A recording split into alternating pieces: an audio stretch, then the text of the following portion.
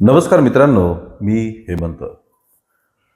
मित्रांनो, महाराष्ट्रातील शिक्षण क्षेत्रासाठी अत्यंत महत्त्वपूर्ण बातमी समोर येत आहे. आपण बघितलं की नीट या परीक्षेचा पेपर फुटी झाली आणि त्यानंतर देशभरात जे काही वादंग उठलं, ज्या काही घटना घडल्या, त्या आपण सगळ्यांनी बघितलेल्या आहेत. हे दुर्दैवच म्हणावं लागेल की या नीट पेपर फुटीची पाळीमुळे जी होती ती महाराष्ट्रात दिसून आली. त्यानंतर काही प्रमाणात राजस्थान वगैरे या राज्यात पण दिसून आली. पण सर्वात मोठं हब जे होतं या पेपर फुटीचं ते महाराष्ट्रात दिसून आलं. महाराष्ट्रातील तुम्हाला माहिती आहे, कोचिंग सेंटर मोटेगावकर सरांचं हे समोर आलं. या मोटेगावकरांनीच सेटिंग लावून नीटचा पेपर लीक केला होता असं जेव्हा समोर आलं तेव्हा देश अख्खा हादरून गेला. आणि मग हे सर्वांच्या लक्षात यायला लागलं की कोचिंग सेंटर्स, कोचिंग क्लासेस यांनी कसं शिक्षण क्षेत्राला वळवून टाकलंय हे जे लक्षात तर येत होतं, पण त्याला अयोग्य कोणीच म्हटलं नाही वेळेवरती. कोचिंग क्लासेसनी 11वी आणि 12वी या अतिमहत्वाच्या शैक्षणिक वर्षांचा अक्षरशः ताबा घेतला.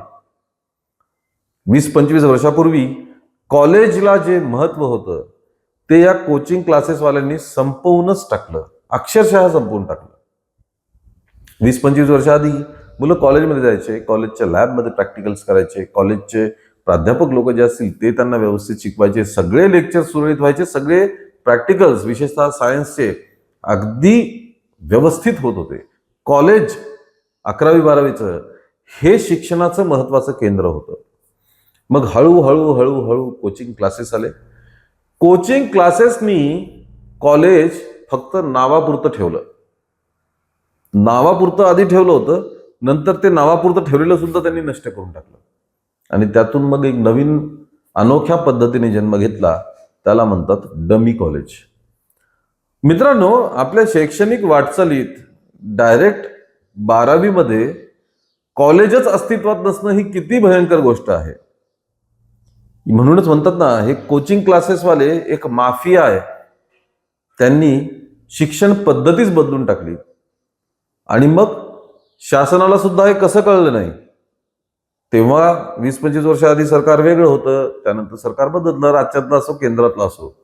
हे कोणत्याच सरकारच्या कसं लक्षात आलं नाही की वर्षानुवर्ष चालत आलेली शैक्षणिक परंपरा ही पार बदलून टाकत आहेत हे कोचिंग क्लासेसवाले. शिक्षणाचे धोरणं ठरवणं हे सरकारचं काम असतं, पण दिसून आलं की हे कोचिंग क्लासेसवाले शिक्षणाची धोरणं ठरवत आहेत. कोचिंग क्लासेसवाले शिक्षणाच्या पद्धती रुजू करतायत आणि त्यांच्या मर्जीनुसार देशातलं आणि राज्यातलं शिक्षण चालत आहे.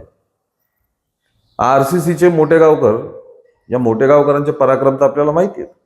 कसं त्यांनी ते पेपर लीक केला, त्यांच्या मोबाईलमध्ये सापडला, मुलांना दिला वगैरे वगैरे वगैरे. पण आता राज्याच्या शिक्षण विभागाने, शिक्षण मंत्रालयाने एक मोठं पाऊल उचललेलं आहे, ज्याच्यामुळे अपेक्षा आहे, असं दुसरंसं का होईना पण चित्र दिसतंय, या कोचिंग क्लासेसच्या माफियांना काही प्रमाणात का होईना आळा बसू शकतो का. यामध्ये काल पत्रकार परिषदेत जी माहिती समोर आली त्यानुसार महाराष्ट्र खासगी कोचिंग सेंटर नोंदणी आणि नियमन विधेयक 2026 हे समोर आलेलं आहे. त्याचा मसुदा तयार करण्यात आलेला आहे आणि हा मसुदा आता पब्लिश सुद्धा करण्यात आलेला आहे आणि त्याच्यावरती काय ज्या काही हरकती वगैरे असतील हे नोंदवण्याची प्रक्रिया सुरू केलेली आहे.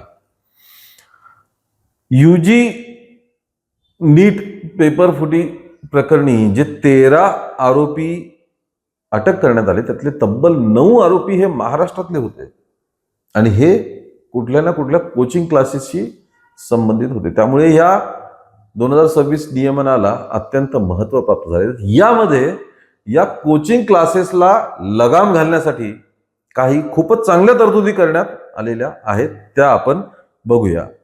सर्वात आधी म्हणजे 25 पेक्षा जास्त विद्यार्थी ज्या कोचिंग क्लासमध्ये असतील त्यांना हे सरळ सरळ नियम लागू होणार आहेत. 25 पेक्षा कमी विद्यार्थी असतील तर त्याला घरगुती ट्युशन वगैरे असं काही म्हणत असतील, पण 25 पेक्षा जास्त विद्यार्थी असतील तर त्या ठिकाणी आपल्याला हे नियम दिसून येतात.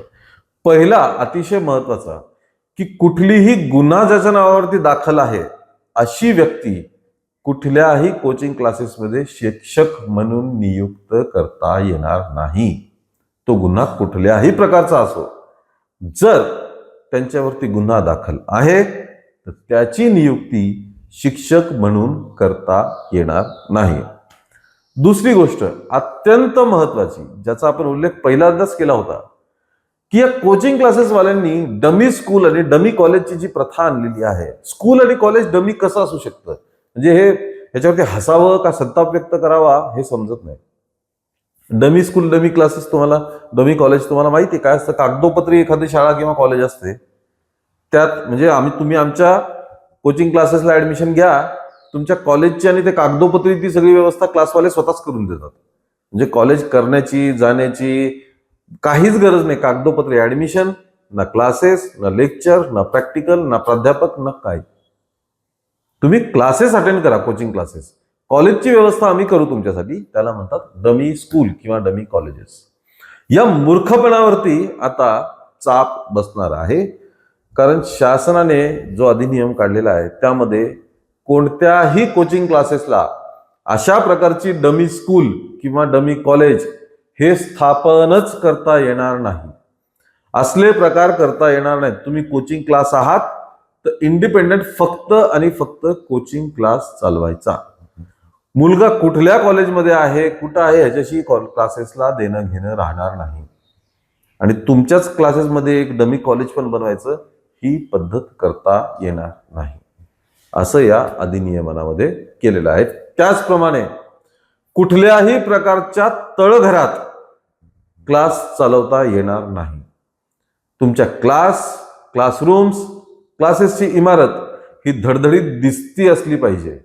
तळघरामध्ये क्लासेस चालवता येणार नाहीत. याचं कारण मग जे आपण मोठेगावकरच्या क्लासेसचे व्हिडिओ वगैरे बघितले, मुलांना गुपचूप गेस्ट पेपर देणं, गेस्ट पेपरच्या नावाखाली लीक केलेला पेपर देणं, मुलांशी गुप्त संवाद साधणं, त्यांना एकटं काही त्या मुलांच्या एक पर्टिक्युलर ग्रुपला वेगळी ट्रीटमेंट देणं, हे प्रकार करता येणार नाहीत. त्यामुळे तळघर हे कुठल्याही कोचिंग क्लासेसला आता वापरता येणार नाही, असं या अधिनियमनात करण्यात आलेलं आहे. जर असं करताना आढळलं तर सरळ त्या क्लासची मान्यता रद्द होणार आणि त्यांच्यावरती गुन्हे दाखल होणार. त्याचप्रमाणे विद्यार्थ्यांना आणि कोचिंग सेंटरमध्ये शिकवणाऱ्या शिक्षकांसाठी आठवड्याला एक सुट्टी बंधनकारक करण्यात आलेली आहे. म्हणजेच विद्यार्थ्यांना आठवडाभर शिकल्यानंतर त्याची रिव्हिजन करण्यासाठी, ते समजून घेण्यासाठी, त्याचप्रमाणे एक ब्रेक त्यामध्ये असावा असं सांगण्यात आलेलं आहे की आठवड्याला एक सुट्टी आणि मोठ्या सणांच्या काळात सुद्धा सुट्टी देणं कोचिंग क्लासेसला बंधनकारक असणार आहे. त्याचप्रमाणे कोचिंग क्लासेस, आज तुम्ही फी जर बघितली मित्रांनो, कोचिंग क्लासेसची फी म्हणजे त्याच्यासाठी पालकांना डायरेक्ट कर्ज काढावं लागतं. म्हणजे पालकांची जी मिळकत आहे, जे अर्निंग आहे, त्या अर्निंगमध्ये मुलांना आपल्या कोचिंग क्लासेसमध्ये टाकून शिकवणं हे केवळ आणि केवळ अशक्य आहे. जे मोठ्या श्रीमंत कुटुंबातली मुलं असतील, व्यावसायिक असतील किंवा मोठ्या नोकऱ्यांवरती ज्यांचे आई वडील असतील त्यांना हे ठीक आहे, पण असा वर्ग आहे किती टक्के असा वर्ग आहे? भारतात म्हणलंच जाते की मिडल क्लास हा सगळ्यात मोठा वर्ग आहे. मिडल क्लास कुटुंबामध्ये इतक्या भरमसाठ लाखांमध्ये फीज भरणं हे खूप अवघड आहे. त्यामुळे आपण मोठेगावकरचं जेव्हा प्रकरण झालं तेव्हा आपण बघितलं की मोठेगावकरच्या क्लासेसमध्ये जाणाऱ्या अनेक विद्यार्थ्यांच्या पालकांनी कर्ज काढले होते. कर्ज काढून त्यांची फीस भरलेली होती, उसने उधाऱ्या केल्या होत्या, दागिने सोनं नाणं गहाण ठेवून पैशांच्या व्यवस्था केलेल्या होत्या. त्यामुळे आता कोचिंग सेंटरला एखाद्या अभ्यासक्रमासाठी त्यांची फीस जाहीर करावी लागेल. जाहीर केल्यानंतर त्याच्या वरती एकही रुपया कोचिंग क्लासेसला घेता येणार नाही. एखाद्या विद्यार्थ्याने अभ्यासक्रम कोचिंग क्लासेसचा जर मध्येच सोडला तर त्यांनी जितका क्लास अटेंड केला त्या शुल्काचं तेवढं कॅल्क्युलेशन करून उरलेली फीस जी आहे ती त्या विद्यार्थ्यांना, त्याच्या पालकांना या क्लासेसला परत करावी लागणार आहे. म्हणजे आधी कसं होतं, तुम्ही ऍडमिशन घेतलं, काही दिवस क्लासेस केले आणि तुम्ही क्लासेस सोडले तर क्लासवाल्या म्हणजे क्लास सोडण्याचा निर्णय तुमचा आहे, त्याच्यामुळे आम्ही फी परत देऊ शकत नाही. पण आता या अधिनियमनामध्ये तुम्ही घ्या ना, आता 1 वर्षाचा कोर्स आहे, त्यांनी 6 महिने केले तर 6 महिन्यांची तुम्ही फीस घ्या, बाकी 6 महिन्यांची फीस त्याला, जो क्लास त्याने नाही केला त्याची फी परत द्यावी लागणार. आता या सगळ्या अधिनियमांचं उल्लंघन केलं तर या उल्लंघनासाठी 1 ते 5 लाख रुपयापर्यंतचा दंड होऊ शकतो. त्याचप्रमाणे नोंदणीशिवाय कोचिंग सेंटर चालवणं, खोटी जाहिरात करणं किंवा अल्पवयीन मुलांना प्रवेश देणं, या उल्लंघनासाठी 10 लाख ते 50 लाखांपर्यंतचा दंड शासनाने यासाठी जाहीर केलेला आहे. मसुद्यात अधिकाऱ्यांना, शासकीय अधिकाऱ्यांना कोणत्याही क्षणी जेव्हा त्यांना हवी असेल तेव्हा झडती आणि जप्तीचे अधिकार यामध्ये देण्यात आलेले आहेत. त्याचप्रमाणे आता ही गोष्ट कुठं आढळून आली असेल तर माहीत नाही, पण जी मुलं प्रत्यक्षात 10वीला नसतील त्यांना 1-2 वर्ष आधीपासूनच क्लासला पाठवण्याची सुरुवात केली जाते.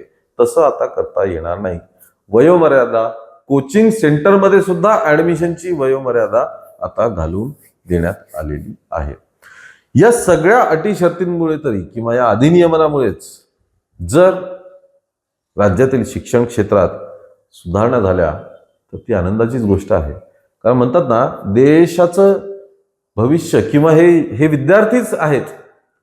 हे फक्त विद्यार्थीच असतात ज्यांच्या आयुष्यावर भविष्याचं ओझं असतं. भविष्याचं ओझं ह्याच वयोगटातल्या मुलांवरती असतं. कारण ह्याच्यापेक्षा मोठ्या लोकांच्या डोक्यावरती वर्तमानाचं किंवा भूतकाळाचं ओझं असतं. भविष्य तर यांच्याच हातात आहे. फक्त त्यांचं स्वतःच भविष्य नाही तर राज्याचं, पर्यायाने देशाचं भविष्य हे या तरुण 10वी, 11वी, 12वीतल्या मुलांच्याच हातात आहे. त्यामुळे यांच्या शिक्षणाच्या बाबतीत कुठल्याही प्रकारची तडजोड ही स्वीकारार्ह नाहीच आहे. त्यामुळे या अधिनियमनामुळे जर मोटेगावकर सारख्या लोकांच्या कृत्यांना लगाम बसणार असेल तर ती चांगलीच गोष्ट आहे. शिक्षण हे प्युअर असलं पाहिजे, शुद्ध असलं पाहिजे, तरच त्याचा फायदा विद्यार्थ्याला होतो, त्याच्या कुटुंबाला होतो, राज्याला होतो आणि शेवटी देशालाच होत असतो. तुम्हाला काय वाटतं मित्रांनो, या मोटेगावकर प्रकरणापासून जे काही शिक्षण क्षेत्रात गढूळ पाणी दिसून आलेलं आहे त्याबद्दल तुमचं काय मत आहे? तुम्हाला काय वाटतं, या अधिनियमांचा फायदा विद्यार्थ्यांना होईल? कोचिंग सेंटरवाले जे माफिया आहेत त्यांना आळा बसेल? नक्कीच कमेंटमध्ये तुमचे मत नोंदवा. या व्हिडिओला लाईक आणि शेअर करा आणि आमच्या चॅनलला ताबडतोब सबस्क्राईब करा. धन्यवाद.